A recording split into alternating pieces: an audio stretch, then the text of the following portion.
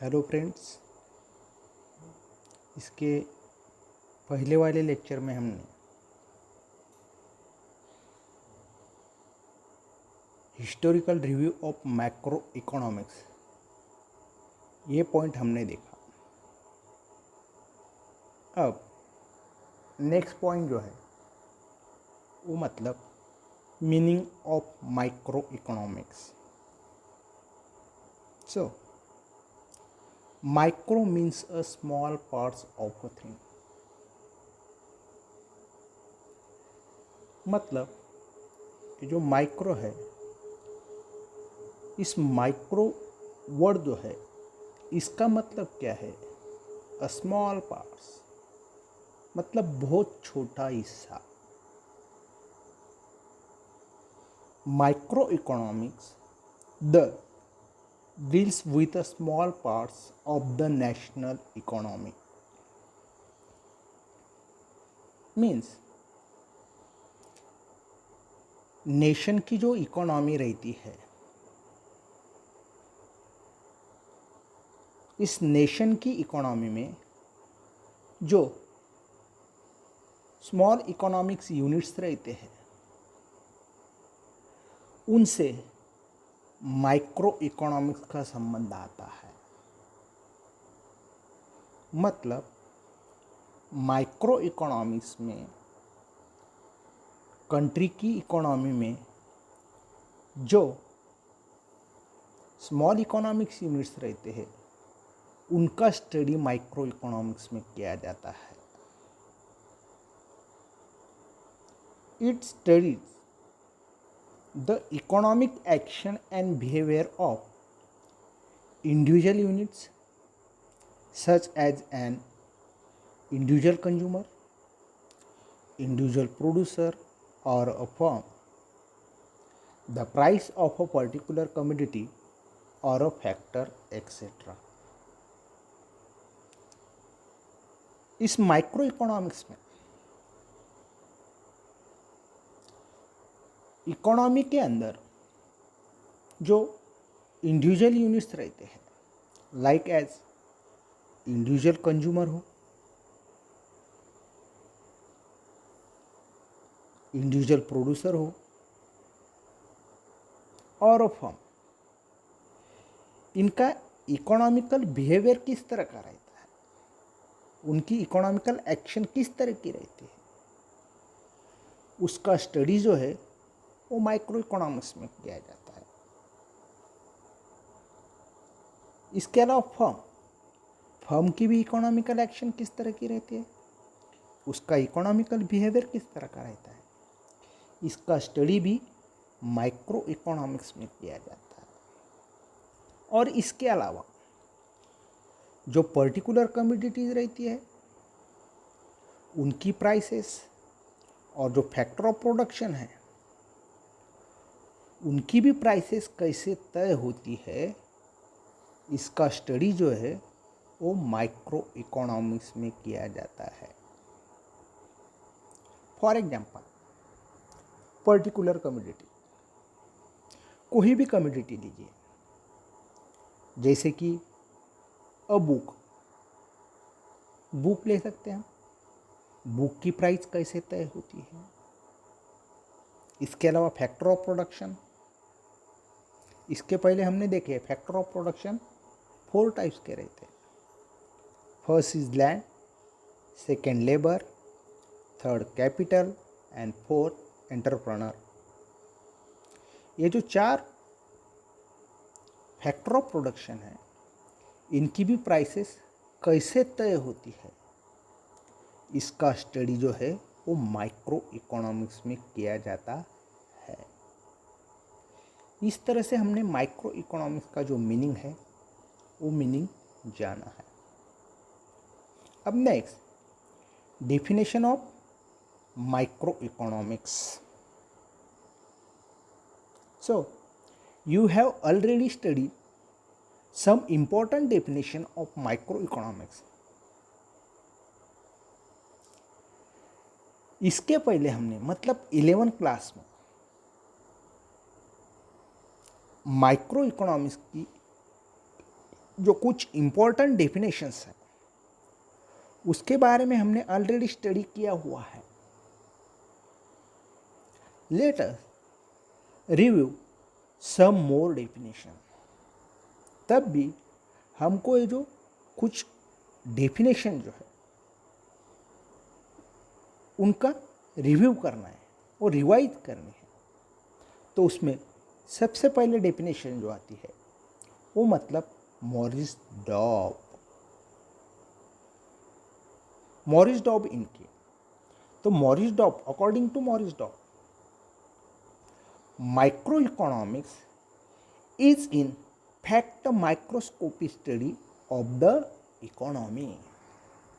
देखिए Maurice Dobb क्या कहते हैं, जो इकोनॉमी रहती है उस इकोनॉमी का माइक्रोस्कोपी के जरिए स्टडी करना मीन्स माइक्रो इकोनॉमिक्स। बहुत सिंपल, बहुत इजी ऐसी डेफिनेशन मॉरिस डॉब इन्होंने की है। दोबारा हम देखते हैं कि जो कंट्री की इकोनॉमी रहती है उस इकोनॉमी का माइक्रोस्कोपी के जरिए स्टडी करना मीन्स माइक्रो इकोनॉमिक्स। अब मॉरिस डॉब ने जो डेफिनेशन की है इसका मतलब ऐसा नहीं कि जो माइक्रोस्कोपिक जो रहती है उसका इस्तेमाल हम किसके लिए करते हैं।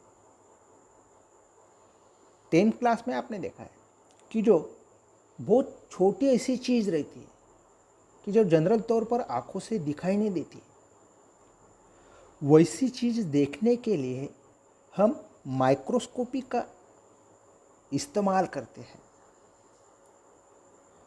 तो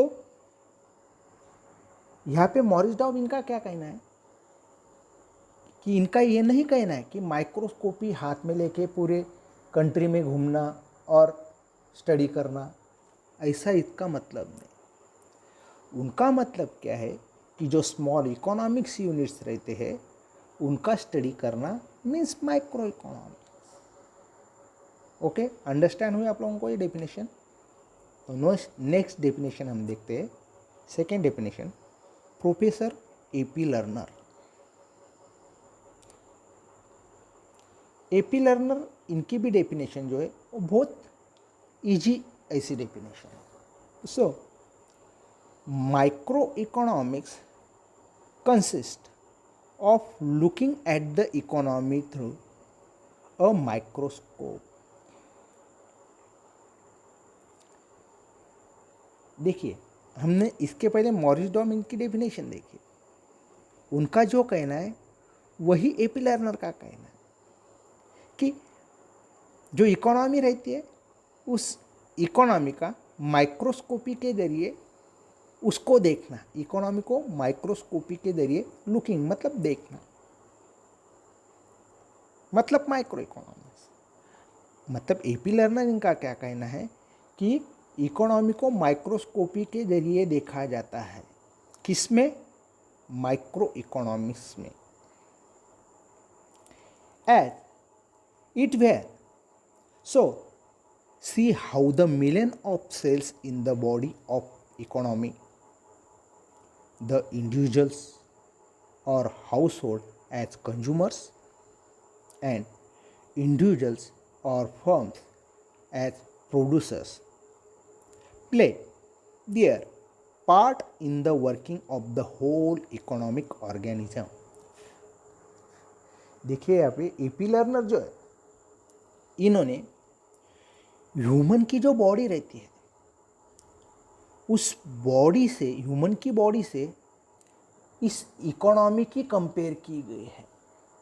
कंट्री की जो इकोनॉमी रहती है उस कंट्री की इकोनॉमी से या कंट्री की इकोनॉमी की ह्यूमन की बॉडी से कंपेयर उन्होंने की है।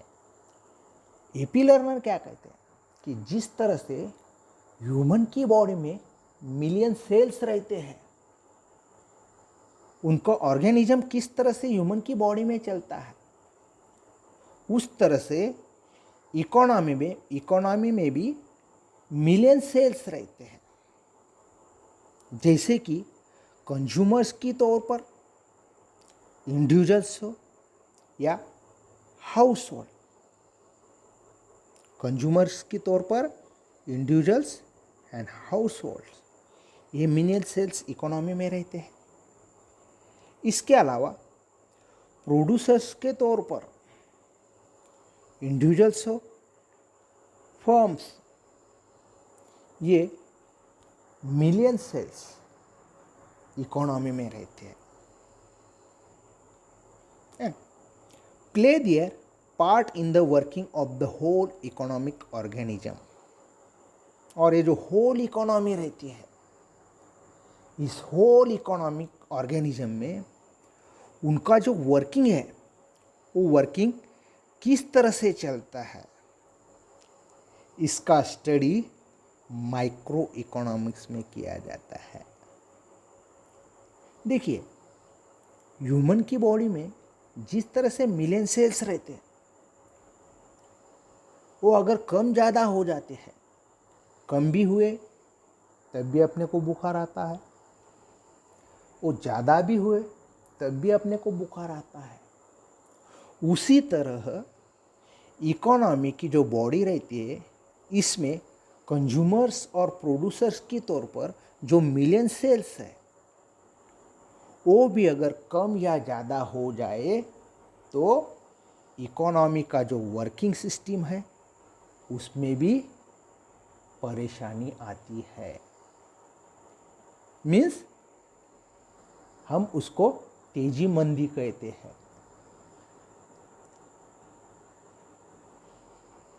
तो समझ में आई ये definition? Okay, next, the following chart give an idea of the scope of micro economics. नीचे जो चार्ट दिया हुआ है, इससे अपने को माइक्रो इकोनॉमिक्स की जो स्कोप है उसकी आइडिया हमको आएगी। तो स्कोप ऑफ माइक्रो इकोनॉमिक्स, तो देखिए, माइक्रो इकोनॉमिक्स की जो स्कोप है उसमें 3 पॉइंट्स इंपॉर्टेंट है। First is theory of product pricing,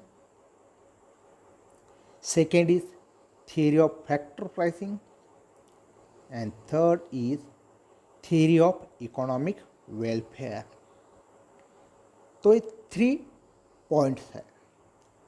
तो फर्स्ट जो पॉइंट्स है, थियरी ऑफ प्रोडक्ट प्राइसिंग, उस थियरी ऑफ प्रोडक्ट प्राइसिंग में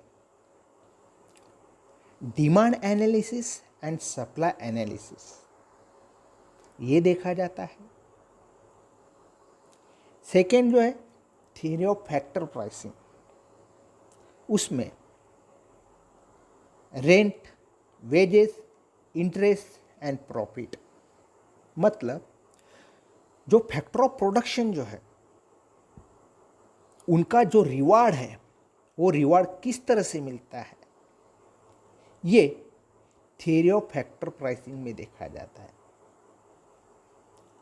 third, theory of economic welfare. Theory of economic welfare जो है उसमें जो 3 इम्पॉर्टेंट ऐसे इफिशिएंसी जो है उनका स्टडी किया जाता है। तो उसमें फर्स्ट इफिशिएंसी जो है वो मतलब efficiency in production, second efficiency जो है efficiency in consumption, and third overall economic efficiency.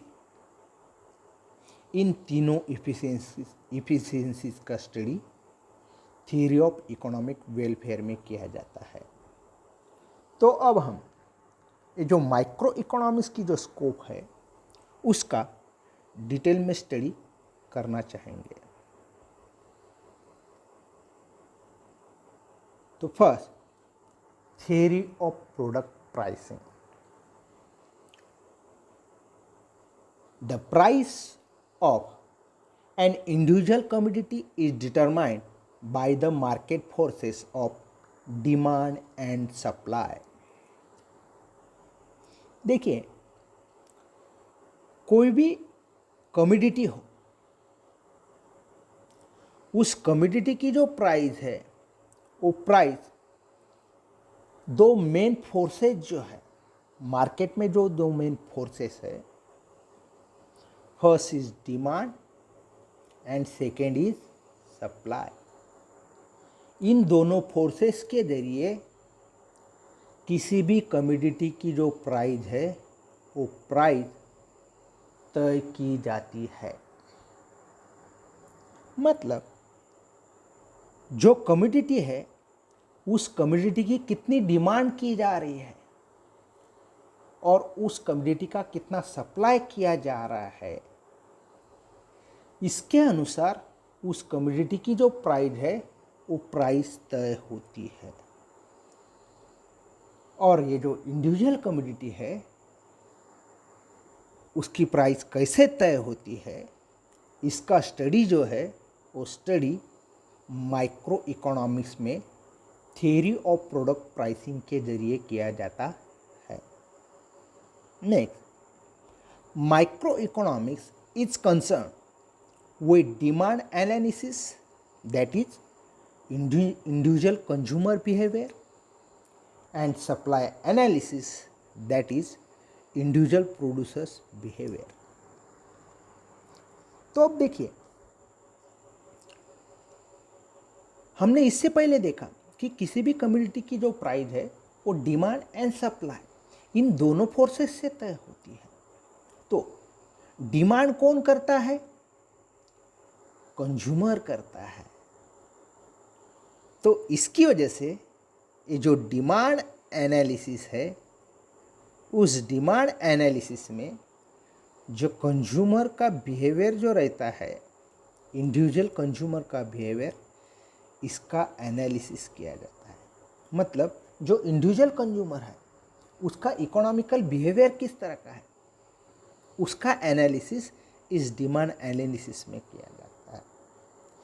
इसके अलावा जो सप्लाई कौन करता है? प्रोड्यूसर करता है।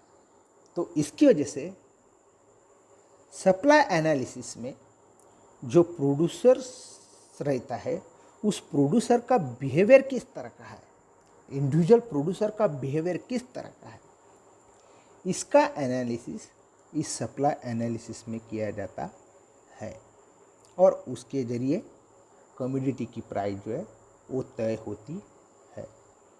तो इस तरह से हमने थ्योरी ऑफ प्रोडक्ट प्राइसिंग जो है वो देखी। अब next, second, theory of factor pricing. नाम के अनुसार ऊपर प्रोडक्ट प्राइसिंग, यहाँ पे factor pricing. In micro economics, land, labor, capital, and entrepreneur are the factors that contribute to the production process।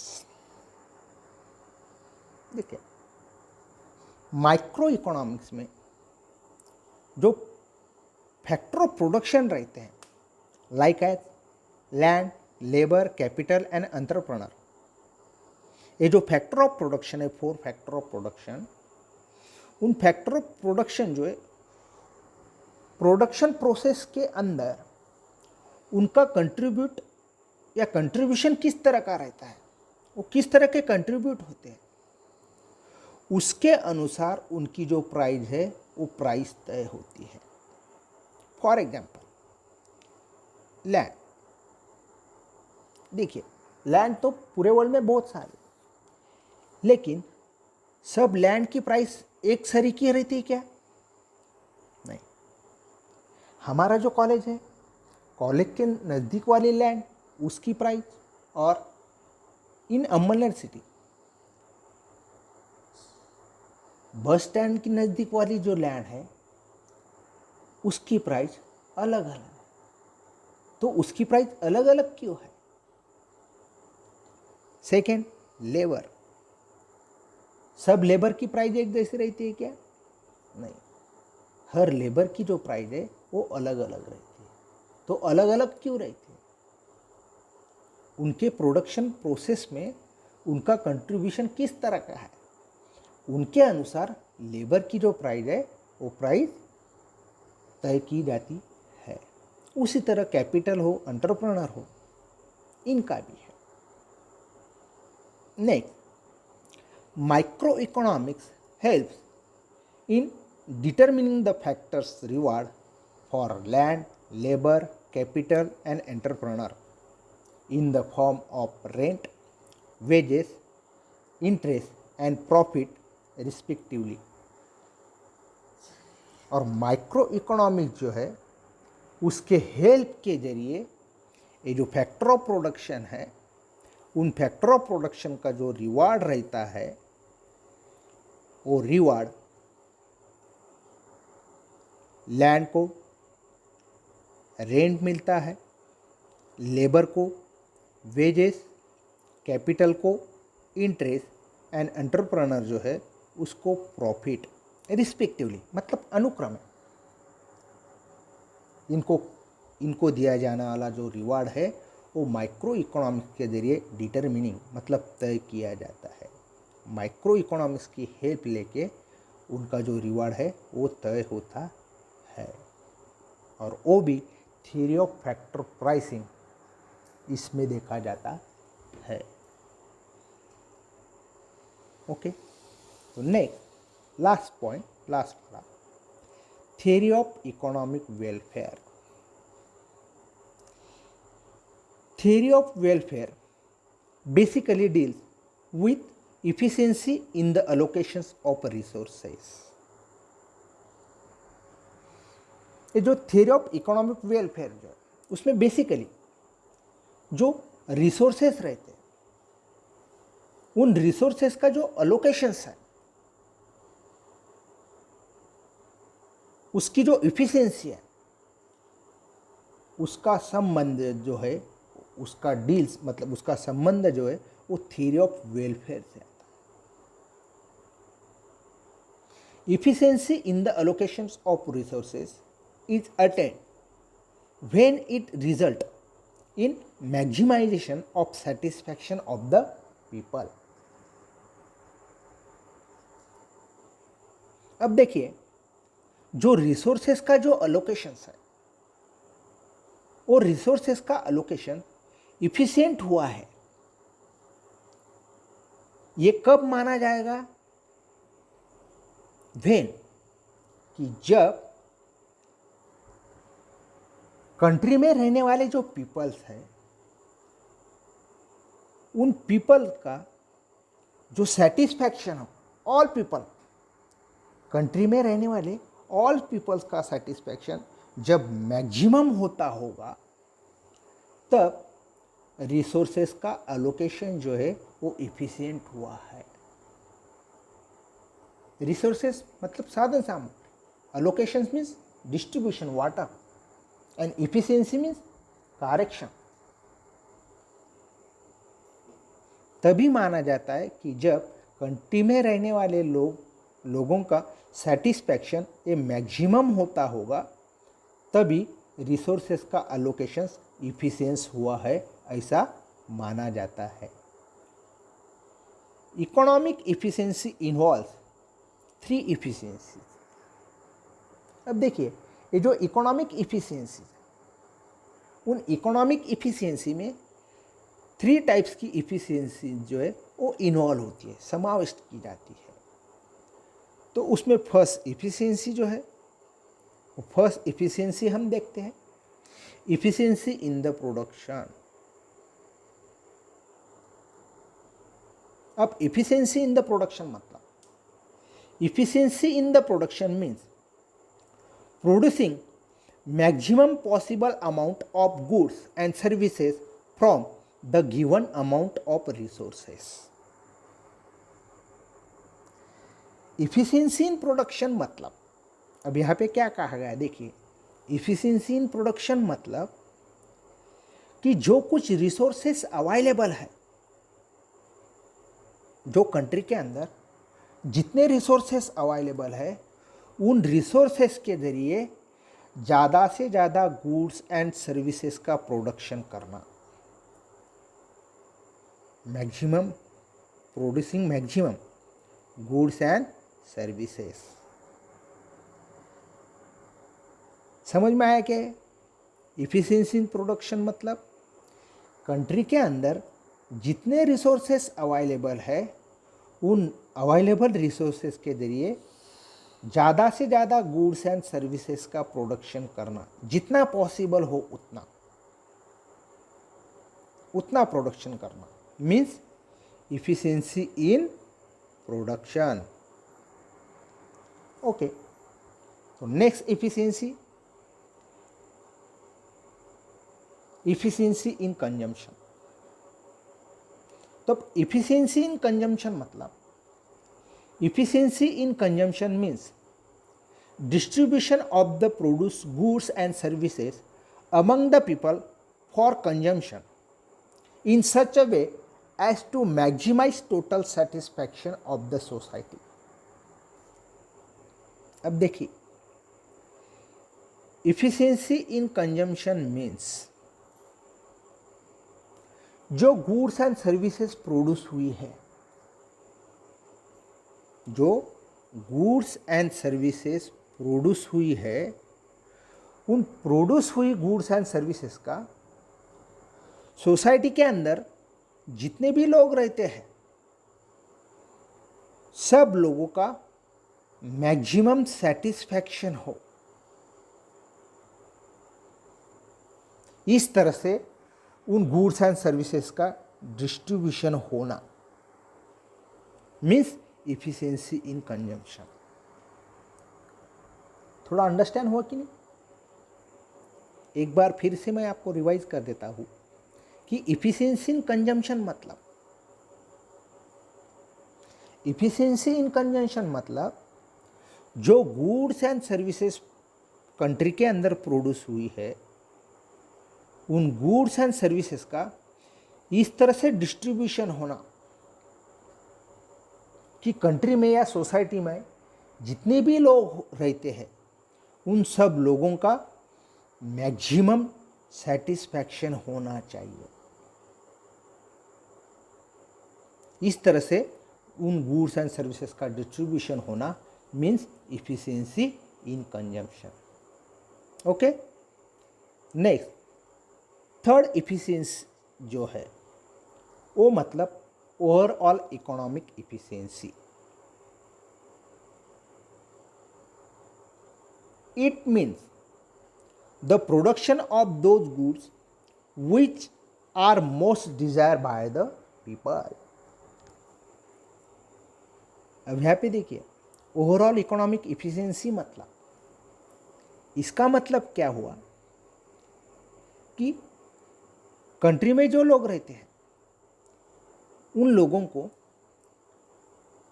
जो चीज़ें जरूरी है, जिन चीज़ों की डिज़ायर है, उन चीज़ों का या उन गुड्स का प्रोडक्शन करना मीन्स ओवरऑल इकोनॉमिक इफिशिएंसी। एक बार फिर से रिवाइज करता हूँ। ओवरऑल इकोनॉमिक इफिशिएंसी मतलब कि कंट्री में रहने वाले जो लोग हैं उन लोगों को जिन चीज़ों को वो प्रेफर करते हैं, जिन गुड्स को वो प्रेफर करते हैं, उन गुड्स का प्रोडक्शन करना means overall economic efficiency. For example, अब India is youth country. India को यूथ कंट्री कहा जाता है क्योंकि इंडिया में यूथ जो है वो सबसे ज़्यादा है। तो यूथ जो है, तो यूथ किसको ज़्यादा प्रेफर करते हैं? ड्रेस के बारे में अगर देखा जाए तो वो T shirt and jeans pant इनको ज़्यादा प्रेफर करते हैं। तो उसकी वजह से उनको ज़्यादा प्रेफर करते हैं टी शर्ट एंड जीन्स को, तो टी शर्ट एंड जीन्स का ज़्यादा प्रोडक्शन करना, इसको ओवरऑल इकोनॉमिक इफिशिएंसी कहा जाता है। या बल्कि ऐसा करना, धोती और कुर्ता का ज़्यादा प्रोडक्शन करना, इसको ओवरऑल इकोनॉमिक इफिशिएंसी कहा जाएगा? नहीं, क्योंकि यूथ जो है वो धोती और कुर्ता को प्रेफर नहीं करते हैं।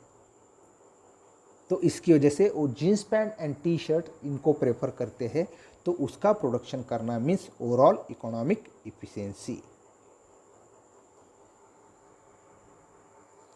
Next, micro economics theory shows under what condition these efficiency are achieved।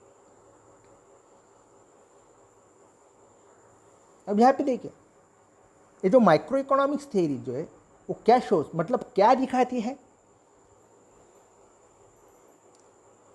What condition this efficiency are achieve. जो व्हाट कंडीशन जो है, वो कंडीशन